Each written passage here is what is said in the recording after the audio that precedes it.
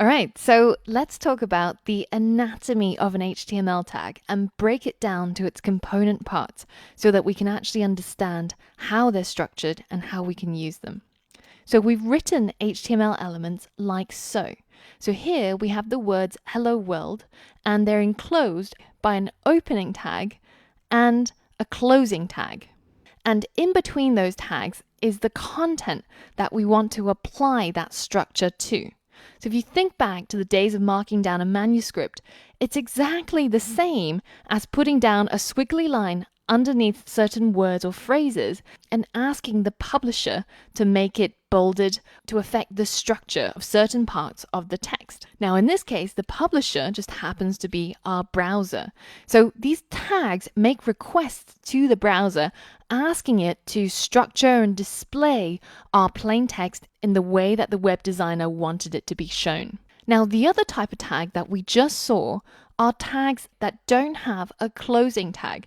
They're expressed simply like so. And these are called self-closing tags. And we've seen that with the break tag, and there's a few more others that work like this also.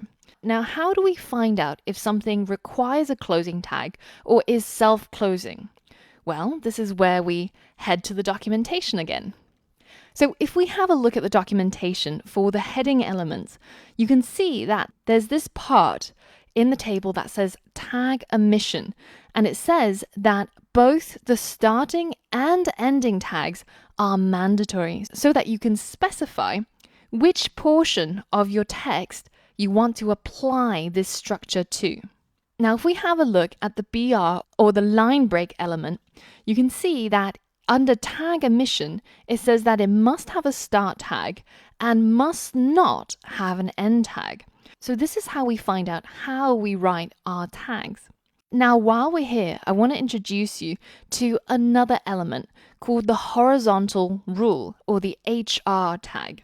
And this will allow us to create these horizontal lines above and below our portion of text. So as you can see in the documentation, under tag omission, it also says that it must not have an end tag. So this is also a self-closing tag.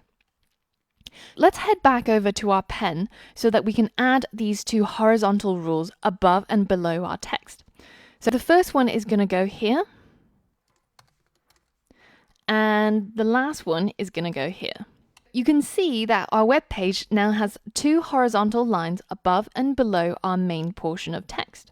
Now, if we have a closer look at this website, you can see that their horizontal rule is a little bit thicker than ours. So how can we make ours look more like theirs? Now, this is the part where I show you a neat trick. On any web page that you open in Chrome, you can simply right-click on the element that you're interested in and click Inspect in order to look at the HTML and CSS code that's being rendered in the background by the browser. So you can see here, they've got an HR element, horizontal rule, but they've got also all of this going on afterwards. What exactly is that? Now, we know that the first part of the tag is the HTML element, and it's BR or HR, whatever it is that you want to use.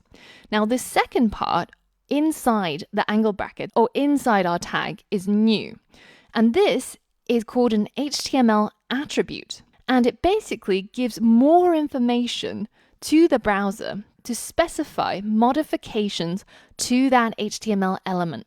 So in this case, we're saying that we want a horizontal rule, but we want it in size 3. Now, what does size 3 mean? And how do we know that we have these HTML attributes available to us? You've guessed it, we're going back to the documentation. Now, I know I'm making a big deal about going to the documentation, but it really, really is an important skill. Understanding and being able to look up the documentation, being familiar with the structure of it and where to look in order to find out how to implement or do certain things. If we have a look at our documentation for HR, you can see that there's this section called attributes, and that's what we spoke about just now. The attribute comes after the main HTML element and is separated from the element by a single space. In this case, the horizontal rule element has actually quite a few attributes, including a line. So you can specify whether if you want your horizontal line to align to the left or align to the right or be centered. You can specify the color of the horizontal rule. You can set whether if you want the horizontal rule to have shading or not. And you can also set the height in pixels of that horizontal rule, which is what we saw earlier on over here. So in this case, the reason why their horizontal rule looks different to ours is because ours is by default only 1 pixel high or 1 pixel in size, whereas theirs, if you inspect in the HTML, is 3 pixels in height. And they've also specified no shade, i.e. no shading to the horizontal rule. So if we want to make our website a seamless copy of what we see here, then we also have to specify those attributes. So if you remember, the horizontal rule is a self-closing tag. And so inside the tag, we're going to make a space, and then we're going to specify the name of the attribute, which we know from the documentation to be called the size attribute. And we're going to set it to equal 3 pixels. And then we're going to specify that it is no shade, i.e. no shading. And we know all of this from the documentation. So now, once our code updates, you can see that this brand new horizontal rule looks completely different from what it was before. And we can copy this over to the top as well, so that our horizontal rules look exactly the same as what we've got over here. So now we've seen HTML elements that require an opening tag as well as a closing tag. We've also seen HTML elements that have a self-closing tag. And finally, we've seen that HTML elements can also have an attribute where you can specify modifications to the default element. Now, all we need is just to add one final tag called center to our HTML file, and we would have now faithfully copied what this website looks like. So you can have a look through the HTML by, remember, right-clicking and inspecting in Chrome, and you can look through to see how they've structured the rest of the document as well. Now, this is a good point to mention our first challenge. So we've got this CodePen now where we've been messing around with the HTML. Now you can either save this anonymously or you can create a free account in CodePen in order to be able to access this later on. But I want you to create a brand new pen. And this pen is going to be our code playbook. And you're going to use this document as an interactive notebook, if you will. And I want you to document here all the new things that you've learned as we progress through the course. For example, in this and the last lesson, we learn about the H1 tag. So in our code playbook, the first thing that's going to go in is your H1 tag. And you can say that this is a level 1 heading created using the H1 tag. We can go ahead and close it off.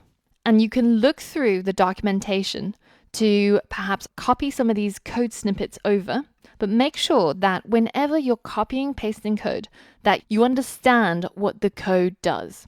There's nothing worse than copy and pasting code that breaks your website because you didn't understand what you've put in there. So we can go ahead and then modify each of these so that when we're creating our own websites and we want to come back to our playbook and have it as a point of reference, then we'll be able to see easily at a glance all of the elements that we've used and that we've learned about before. So my challenge to you is to create your very own code playbook and to start keeping notes on all the things that you're learning in this course. Now, sometimes with certain elements, for example, the line break, you won't be able to put any text inside the line break in the same way that we've done so for the H1 tag. This is a point where you can use a comment instead in your HTML file. Comments are portions of text which are marked out to be ignored by the browser. And they're usually places where you write notes to yourself or notes to fellow programmers who might be looking at your code. So in HTML, we create a comment by using the angle bracket, a exclamation mark, 2 dashes, and then to close off the comment, we use another 2 dashes and a closing angle bracket. And everything in between here is a comment. You can see that usually it gets highlighted in a different color and none of it gets interpreted into the web page. So this is where you can put sections for your notes. For example, self-closing tags. You can make it into several paragraphs just by putting the closing tag at the bottom. And you can write notes on the elements as we come across them and keep this for your own reference. By the time when you're ready to create your own website, it will be a goldmine of a resource to jog your memory on all of the lessons that you've learned. So in the next lesson, we're going to be building our very first website. And it's going to be really, really awesome because we're going to be using a real text editor and we're going to be putting that website live onto the internet. So there's all of that and more yet to come. So I will see you on the next lesson.